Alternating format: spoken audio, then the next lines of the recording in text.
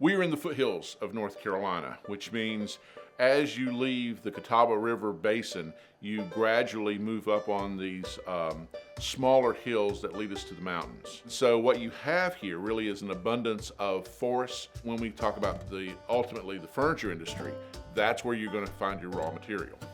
And so from that turn of the century furniture industry, you get some young men who have ideas and want to start their own companies and really build that second wave that comes along in the 20s. When these furniture companies first started, these towns were looking for something to hang their hat on, for them to be special, because every city in the United States had some sort of special. I'm Bondi Coley with Lee Industries, and I'm the Vice President of Marketing. So Lee Industries was started in 1969 by Bill and Dottie Coley, and they were looking for furniture for their own home. And Bill is an architect by trade, and Dottie was into fashion and new fabrics and had great style. So the two of them decided to start their own furniture manufacturing company. They started with a 7,500 square foot building. They hired 10 people, and Lee Industries was born.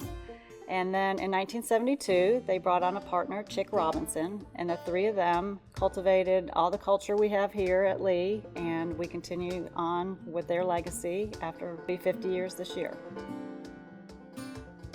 So over the years, we've had a lot of opportunities to cultivate and work with our local vendors, from frame shops to fabric mills to the foam industry. A lot of those manufacturers are here locally, so we're able to tap into those resources. I think that's what's just kept us at the forefront of the industry. So the culture at Lee is very special. We care about each other. We are family oriented. We care about our community.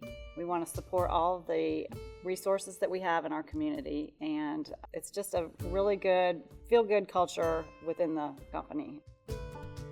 I am Mike Shelton. I'm the president and CEO of Valdez Weavers.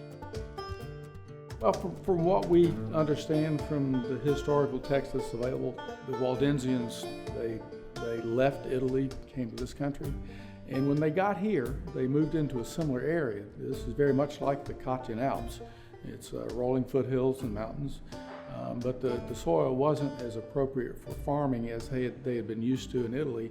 So with the burgeoning industrial economy that was developing at that time with the Industrial Revolution, and specifically the textile industry for this area, it was a very short order. The ingenuity, the creativity, the work ethic that was ingrained in this culture suited itself for industrial application. And so the people themselves were the genesis of the company and the reason that the company was so successful for so many years. My name is Lisa Britton. I am CEO of Direction Furniture Company here in Newton, North Carolina, and we manufacture plywood frames for furniture to be upholstered. The talent that goes into making a furniture frame takes a lot of dedication. Our guys take a lot of pride in their work. They have long hours. I think it's good to see at the end of the day the finished product. I enjoy showing them the finished product when I see it in a magazine or on Instagram, and I think it gives them a lot of pride in what they had a part in building. And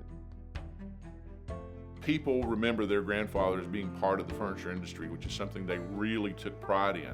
So if there's any kind of opportunity to bring it back and to show that craftsman ability that their ancestors had, that they can devote themselves to, I think they'll do so.